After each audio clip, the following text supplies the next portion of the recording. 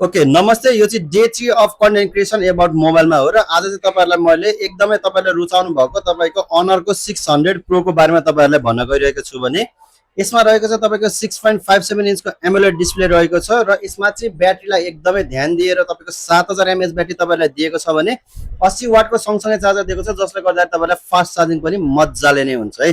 र तपाईँहरूले एकदमै रुचाउनु भएको यो फोन चाहिँ तपाईको 200 मेगापिक्सलको क्यामेरा रहेको छ भने 50 मेगापिक्सलको तपाईको टेलिफोटो लेन्स दिएको छ, जसले गर्दाखेरि फोटोहरू चाहिँ बब्बाले आउनेवाला छ है। र तपाईँहरूले टिकटक भिडियोजहरू बनाउनुहुन्थ्यो र फ्रन्ट क्यामेराबाट सेल्फीहरू हानिराख्नु भएको थियो भने 50 मेगापिक्सलको यसको क्यामेरा छ, सो बबालै फोटो आउनेवाला छ।